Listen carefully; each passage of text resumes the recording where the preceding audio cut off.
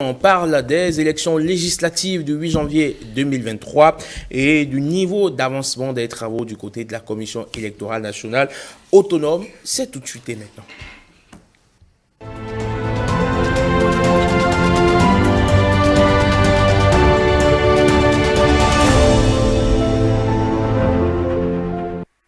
Je vous l'annonçais, moins de 20 jours nous séparent des élections législatives du 8 janvier 2023. On s'interroge ce matin sur les dispositions mises en place par la Sénat pour réaliser un bon scrutin. Beaucoup de questions, mais très peu de réponses. Une voix autorisée donc de l'institution vient nous parler de l'état d'avancement du processus.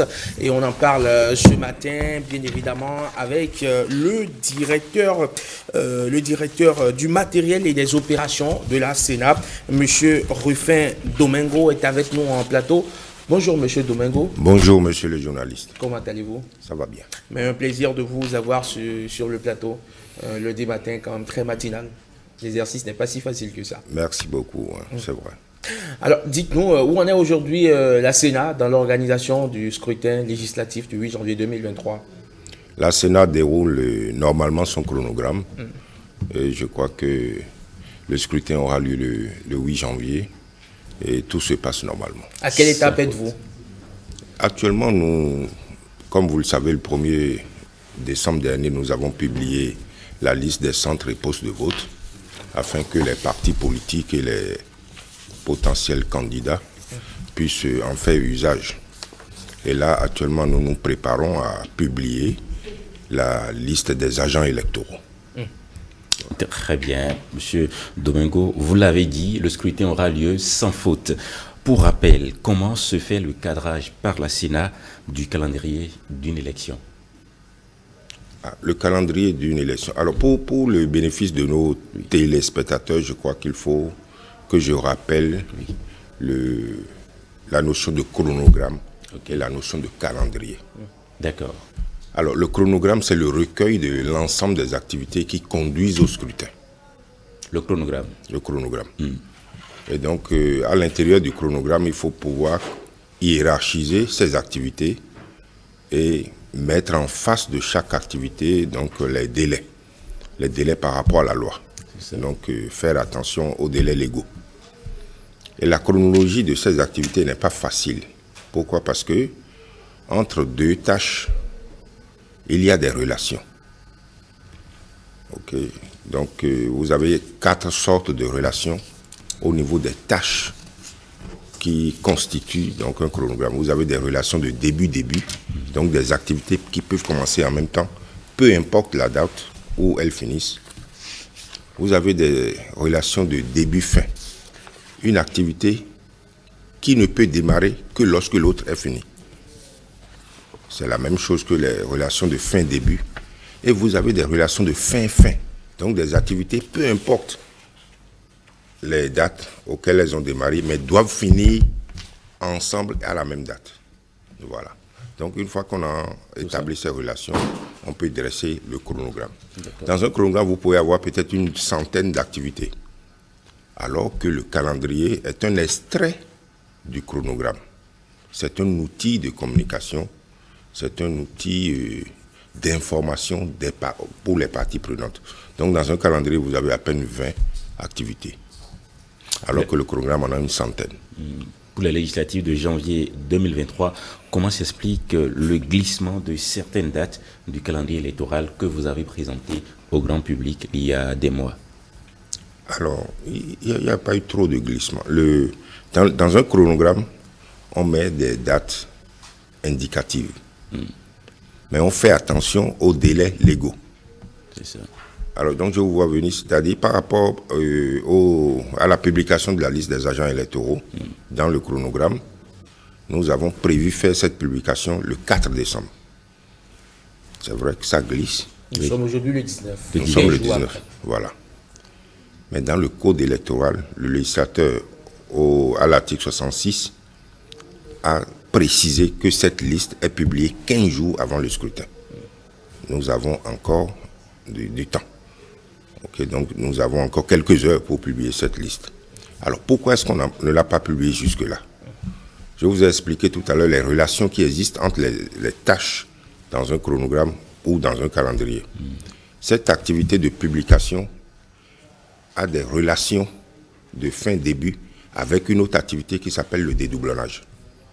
Donc il faut, au niveau des agents électoraux, vérifier si un agent n'a pas été CA et en même temps ACA ou MPV. Ça, c'est un premier contrôle. Il faut vérifier si parmi ces agents, il n'y en a pas qui étaient candidats déjà sur les listes. Et vous n'avez pas oublié que 2 partis politiques ont fait remplacer soit un titulaire ou un suppléant pour des cas de décès récemment. Donc jusqu'à jeudi, nous avons reçu des certificats de décès où un candidat est décédé et le parti a procédé au remplacement. Chaque fois qu'on remplace, il faut revérifier si celui qui arrive n'est pas sur l'une ou l'autre des listes. Donc c'est la fin du dédoublonnage qui détermine la publication de cette liste. Dans les heures qui vont arriver, nous allons publier cette liste puisque le gros du travail est fini. Mais c'est les précautions pour ne pas publier une liste sur laquelle figurent des doublons. D'accord. Mais la Sénat devrait s'apprêter à ces genres d'éventualités. Donc ça ne devrait poser aucun problème, les remplacements des cas de décès ou n'importe quoi. On ne peut pas planifier un décès. Et donc c'est les partis politiques qui constatent un décès et qui avertissent la Sénat. Donc une fois qu'ils nous avertissent, on est obligé de reboulotter la machine. Voilà. Mais en quoi cela influence la publication de la liste des agents de poste de vote? Je vous ai expliqué tout à l'heure que les membres, les agents pas des agents de poste de vote, les agents électoraux. Les agents électoraux. Voilà, dans cette catégorie, il y en a 3. CA, ACA, enfin, coordonnateur d'arrondissement, assistant coordonnateur et puis membre de poste de vote. Cette liste est établie. Chaque fois qu'il y a une variation qui arrive, il faut revérifier s'il n'y a pas de doublons. Si la personne qui arrive n'est pas en doublon quelque part. Voilà. Et si après, justement, la publication de la liste, vous continuez par recevoir des certificats de décès, comment est-ce que vous procédez? Nous ferons des mises à jour. Nous ferons des mises à jour. Est-ce que la Sénat n'est pas en train de traîner les pas sur cette question? Pas du tout, pas du tout. Le chronogramme se déroule normalement. Et puisque le législateur a prévu que 15 jours avant le scrutin, il faut qu'on publie. On ne va pas attendre 15 jours avant le scrutin parce qu'on a intérêt à publier un peu tôt et organiser les formations.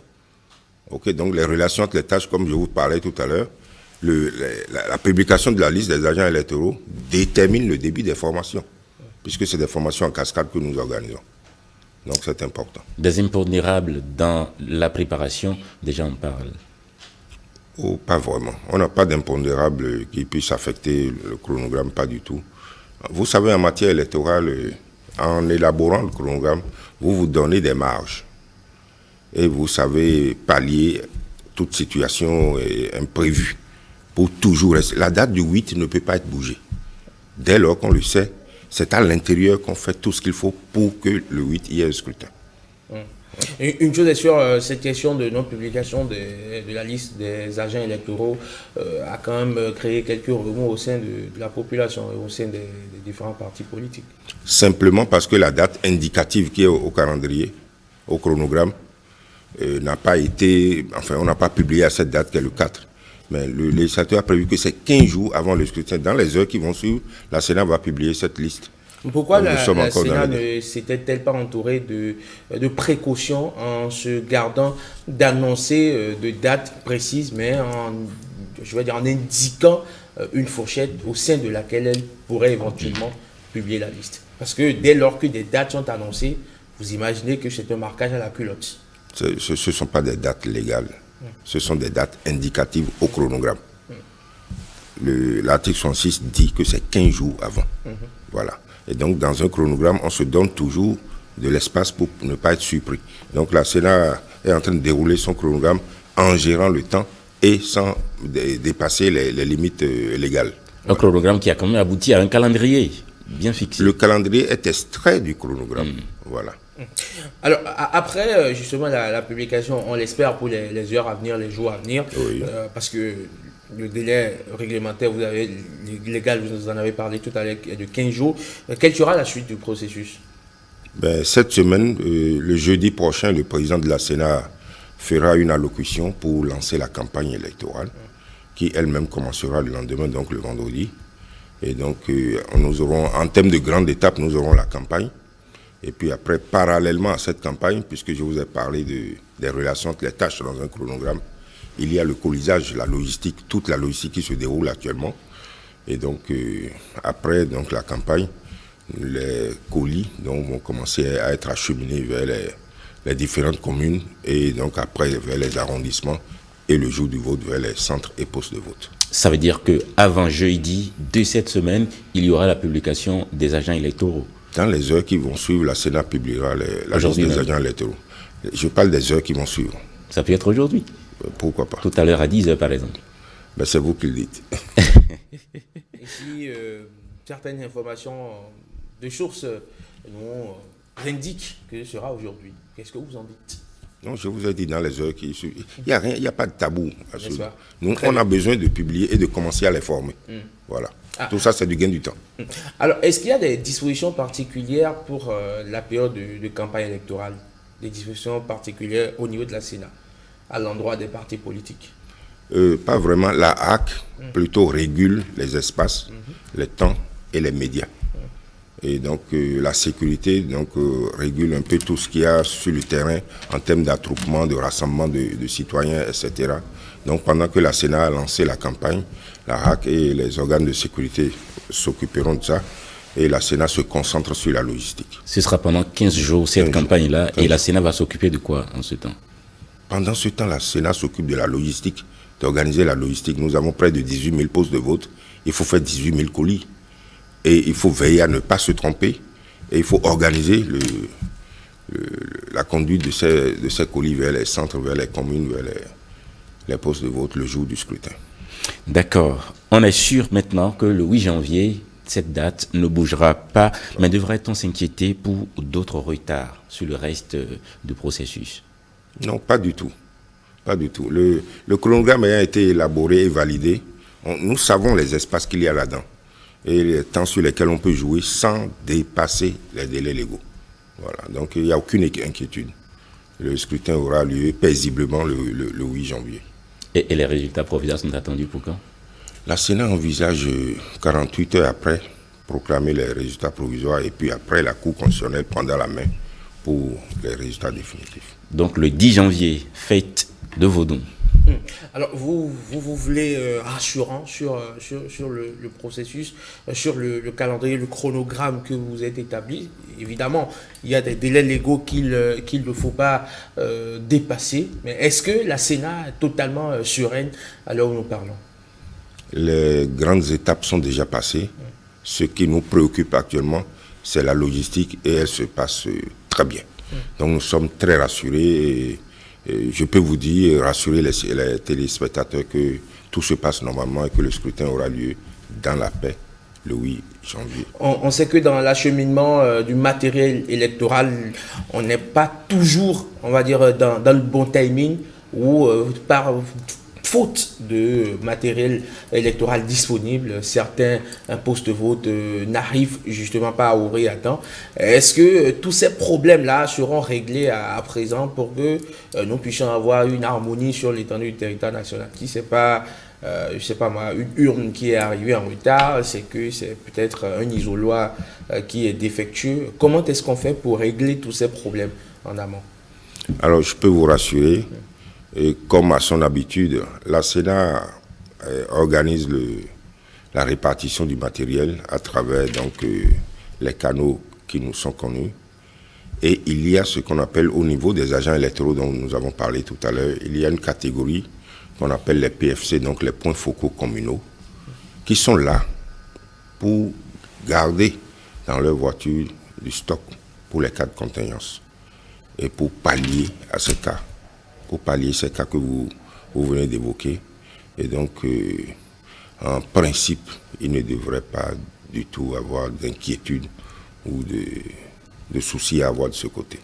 Vous êtes directeur chargé du matériel et des opérations au niveau de la Sénat. La Sénat a fait l'expérience, je crois, depuis 2016 d'un système radiophonique pour bien gérer la période électorale, le scrutin surtout. Est-ce que ce système fonctionne encore pour ces élections?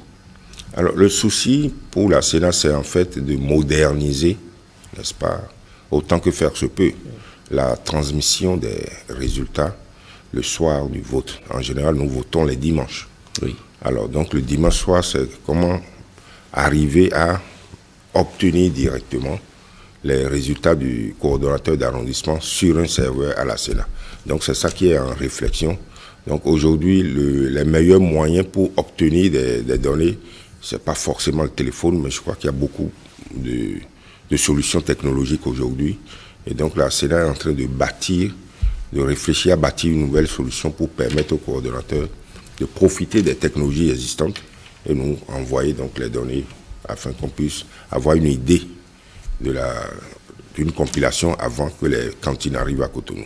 En clair, voilà. M. Domingo, nous sommes à moins de 20 jours, 19 pour être plus précis, du scrutin du 8 janvier 2023 et on ne sait pas encore comment est-ce que... on sait.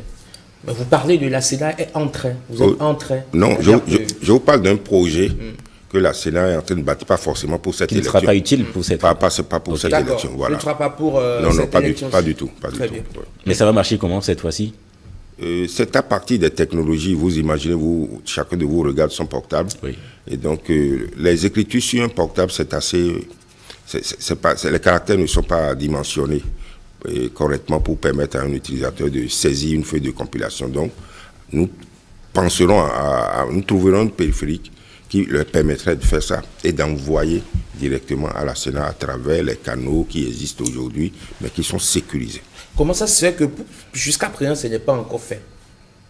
C'est un gros projet et il faut faire attention aux données électorales. Justement, parce que c'est sensible. Il faut s'assurer. C'est très sensible. La fonctionnalité du système. C'est très sensible et il faut faire des tests, il faut faire des périodes d'essai avant de mettre en œuvre. Est-ce qu'on est sûr qu'à l'heure actuelle, le temps qui nous sépare du scrutin peut être suffisant pour faire les tests et s'assurer de la crédibilité? Ce n'est pas envisagé pour les législatives. C'est une réflexion parallèle qui est en cours pour les cycles électoraux à venir. Et pour ces législatives-ci, quel est le système ou quel est le modus operandi qui sera mis en application? Les coordonnateurs donc, reviendront avec les cantines le dimanche soir, le soir du vote.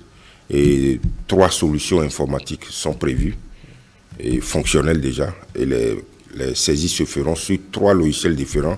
Les comparaisons seront faites.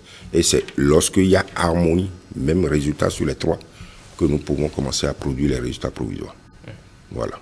Tout ça est possible en 48 heures. Tout à fait. Monsieur Rufin Domingo, merci, directeur du matériel et des opérations de la Sénat. C'est bien ça? Oui, c'est bien ça. Merci beaucoup. Merci donc d'être passé sur 5 sur 7 matin. On espère la publication, comme vous l'avez annoncé, dans les prochaines heures de la liste donc des agents électoraux, des assistants, des coordonnateurs d'arrondissement, des assistants coordonnateurs et bien évidemment des membres de poste-vote. Je pense que c'est la dénomination, je vais dire, normale. C'est bien ça. Merci d'être passé sur 5 sur 7 matin. Au plaisir de vous retrouver très prochainement. Nous vous ferons appel. On espère que vous allez nous renouveler votre disponibilité autant que faire se peut. Autant que faire se peut. Pour essayer, bien évidemment, d'avoir l'information par la voie autorisée que vous êtes. Merci beaucoup.